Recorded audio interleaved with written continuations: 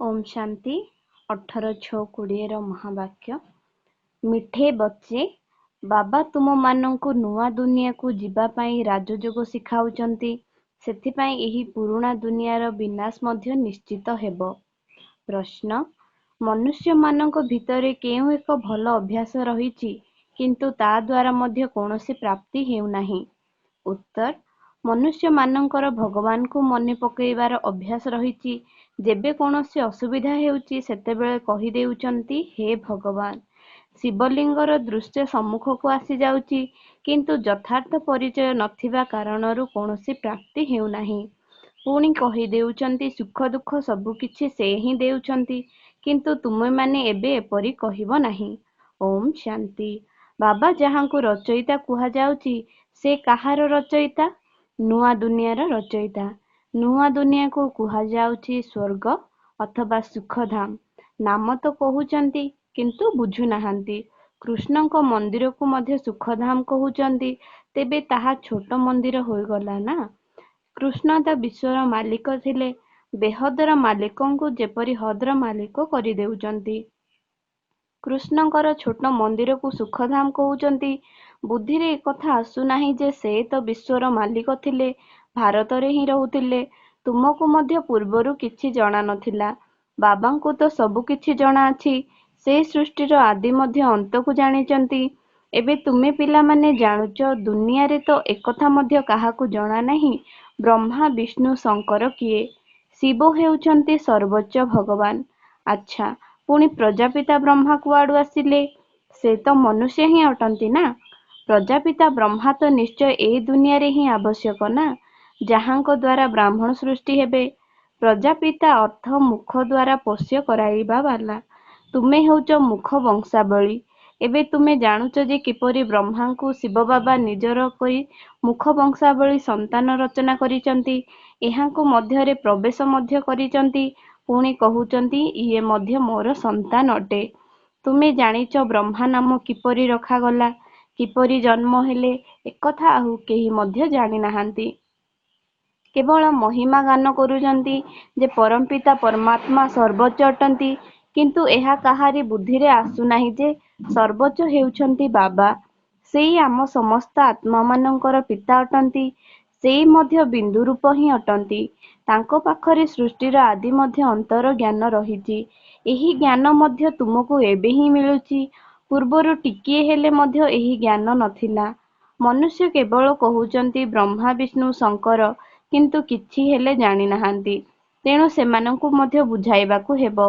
एबे तुमे बुद्धिमान होइच जानिछ जे बाबा हेउचंती ज्ञानर सागर जिए आमको ज्ञान सुनाउचंती पढ़ाउचंती। राजयोग हेउछि सत्ययुग नुआ दुनिया पाई तेबे निश्चय पुरुणा दुनियार विनाश हेबा उचित। सेथिपाई ही एही महाभारत लढ़ेई हेउछि। अधा कल्परु तुमे भक्ति मार्गर शास्त्र पढ़ी आसिच एबे तो सीधा सड़क बाबांक ठारू शुणुच। बाबा बसी कौनसी शास्त्र शुणाउ नाहांती। जप तप करिबा शस्त्र आदि पढ़िबा ए सबु हेउछि भक्ति। एबे भक्त मानंकु भक्तिर फल दरकार काहेकि ना भगवानक सहित मिसिबा पई परिश्रम करूचंती किंतु ज्ञान द्वारा ही सद्गति होइथाए। ज्ञान एवं भक्ति उभय एकाठी होई पारिबो नाही। एबे हेउछि भक्तिर राज्य। समस्ते भक्त अटंती। प्रत्येकंकु मुखरु हे भगवान निश्चय बाहरिबो। एबे तुमे पिला माने जानुच जे बाबा निजर परिचय देउचंती जे मु छोट बिंदु अटे। मते ही ज्ञानर सागर कहउचंती। मु बिंदु रूप मो मध्यरे समस्त ज्ञान भरी रहिछि। आत्मारे ही ज्ञान रहिछि। एबे तुमे बुझुच जे तांको ही परमपिता परमात्मा कुहा जाउछि। से होउचंती सुप्रीम सोल अर्थात सर्वोच्च। पतित पावन बाबा ही सुप्रीम अटंती ना। मनुष्य हे भगवान कहिले शिवलिंग ही मने पड़िबो ताहा मध्य यथार्थ रीति रे नुहे। साधारण भावे भगवान को मने पकाइबा एक अभ्यास होई जाइछि।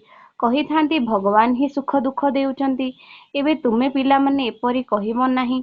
तुमे जानिच जे बाबा ही हेउचंती सुखदाता। सत्य जुगरे सुखधाम थिला सेठारे दुखर नाम मध्य नथिला। कली जुगरे केवल दुख ही रहिछि एठारे सुखर नाम ही नाही। भगवान हेउचंती सर्वोच्च। से सर्व आत्मा मानंकर पिता। एकथा काहाको मध्य जणा नाही। ଯେ ଆତ୍ମାମାନଙ୍କର ପିତା ମଧ୍ୟ ଅଛନ୍ତି।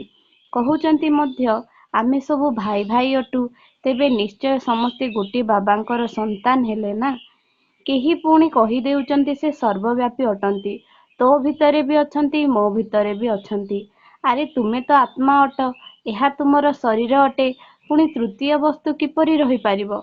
ଆତ୍ମାକୁ କ'ଣ ପରମାତ୍ମା କୁହାଯିବ କି? ଜୀବ ଆତ୍ମା କୁହାଯାଇଥାଏ, ଜୀବ ପରମାତ୍ମା କୁହାଯାଏ ନାହିଁ। ତେବେ ପରମାତ୍ମା ସର୍ବବ୍ୟାପୀ କିପରି ହୋଇପାରିବେ? ବାବା ସର୍ବବ୍ୟାପୀ ହେଲେ ତ ପୁଣି ଫାଦରହୁଡ୍ ଅର୍ଥାତ୍ ପିତୃଭାବ ହୋଇଯିବ। ପିତାଙ୍କୁ ପିତାଠାରୁ ବର୍ଷା ମିଳିପାରିବ ନାହିଁ। ପିତାଙ୍କ ଠାରୁ ତ ସନ୍ତାନ ହିଁ ସମ୍ପତ୍ତି ନେଇଥାଏ। ସମସ୍ତେ ପିତା କିପରି ହୋଇପାରିବେ? ଏତେ ସାମାନ୍ୟ କଥା ମଧ୍ୟ କେହି ବୁଝିପାରୁନାହାନ୍ତି। ସେଥିପାଇଁ ବାବା କହୁଛନ୍ତି, ପିଲାମାନେ, ମୁଁ ଆଜିଠାରୁ 5000 ବର୍ଷ ପୂର୍ବରୁ ତୁମକୁ କେତେ ବୁଦ୍ଧିମାନ କରାଇଥିଲି। ତୁମେ ସଦା ସୁସ୍ଥ, ସମୃଦ୍ଧ, ବୁଦ୍ଧିମାନ ଥିଲ। ଏହାଠାରୁ ଅଧିକ ବୁଦ୍ଧିମାନ କେହି ହୋଇପାରିବେ ନାହିଁ। ତୁମକୁ ଏବେ ଯେଉଁ ଜ୍ଞାନ ମିଳୁଛି, ଏହା ପୁଣି ସେଠାରେ ସତ୍ୟଯୁଗରେ ରହିବ ନାହିଁ। ସେଠାରେ ଏକଥା ମଧ୍ୟ ଜଣାପଡ଼ିବ ନାହିଁ ଯେ ଆମେ ପୁଣି ଥରେ ତଳକୁ ଖସିବୁ।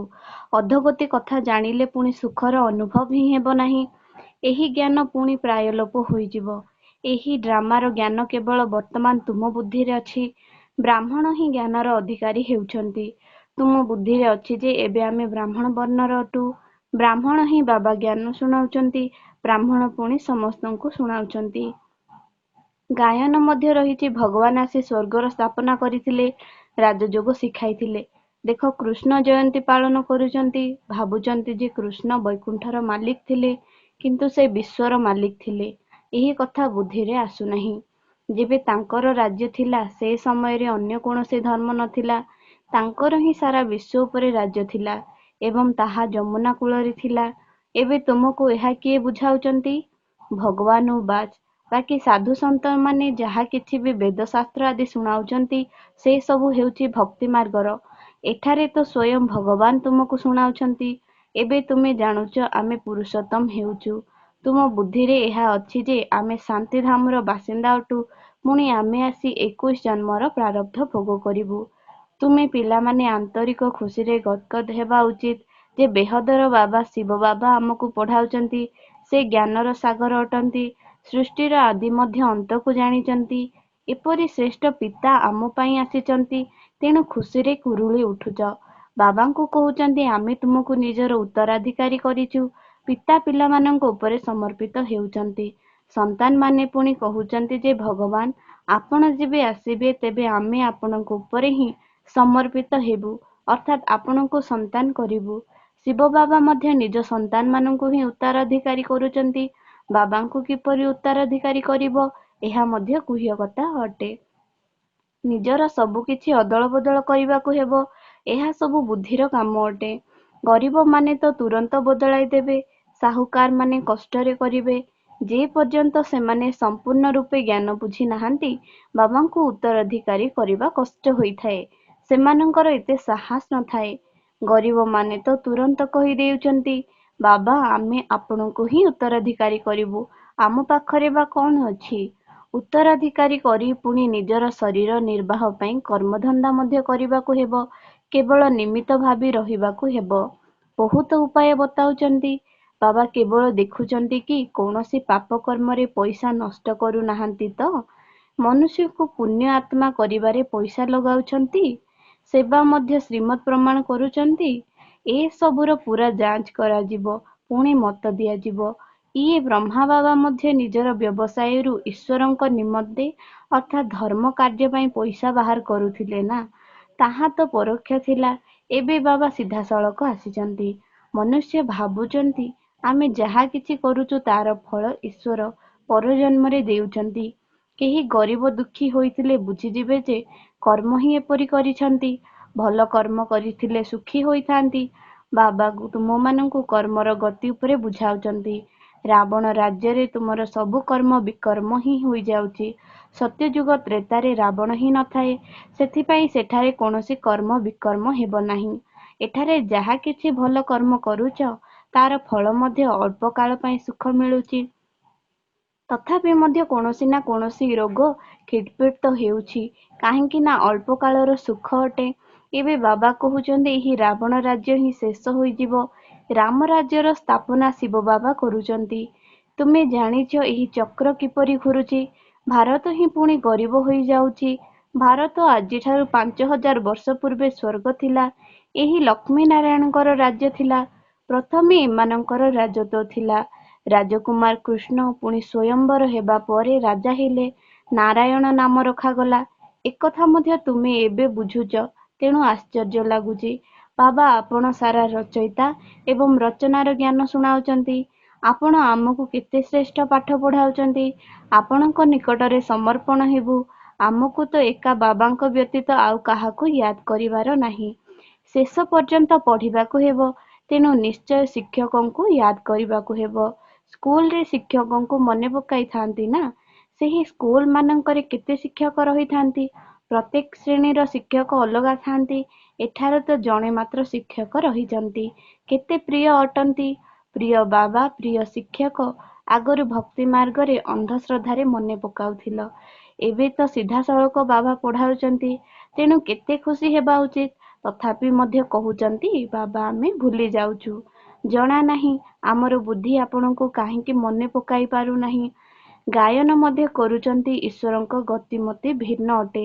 ବାବା ଆପଣଙ୍କର ଗତି ଏବଂ ସଦ୍ଗତିର ମତ ବହୁତ ଆଶ୍ଚର୍ଯ୍ୟଜନକ ଅଟେ। ଏପରି ବାବାଙ୍କୁ କେବେ ୟାଦ କରିବା ଉଚିତ।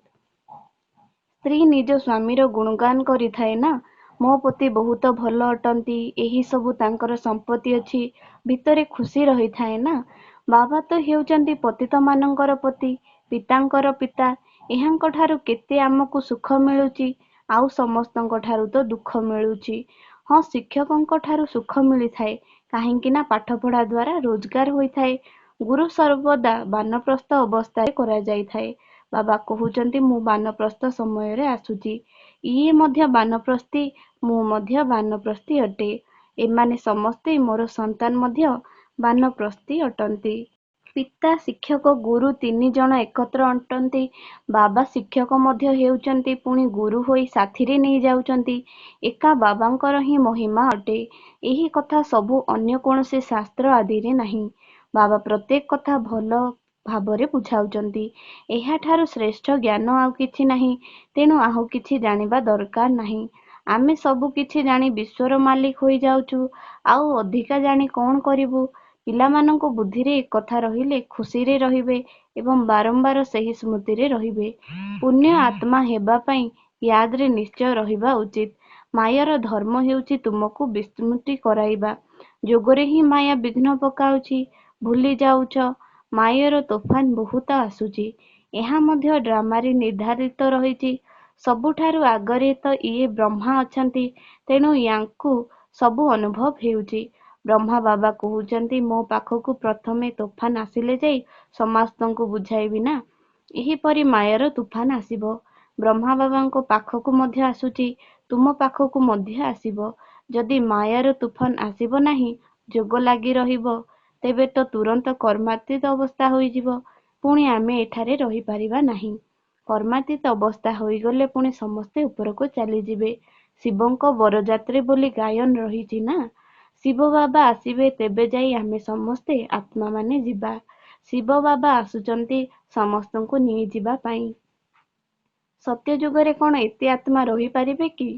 ଆଚ୍ଛା, ମିଠା ମିଠା ଶିକିଲଧେ ସନ୍ତାନମାନଙ୍କ ପ୍ରତି ମାତା ପିତା, ବାପ ଦାଦାଙ୍କର ମଧୁର ସ୍ନେହଭରା ସ୍ମୃତି ଏବଂ ସୁପ୍ରଭାତ। ଆତ୍ମିକ ପିତାଙ୍କର ଆତ୍ମିକ ସନ୍ତାନମାନଙ୍କୁ ନମସ୍ତେ। ଆତ୍ମିକ ସନ୍ତାନମାନଙ୍କର ଆତ୍ମିକ ପିତାଙ୍କୁ ମଧ୍ୟ ନମସ୍ତେ, ନମସ୍ତେ, ନମସ୍ତେ। ଧାରଣା ପାଇଁ ମୁଖ୍ୟ ସାର।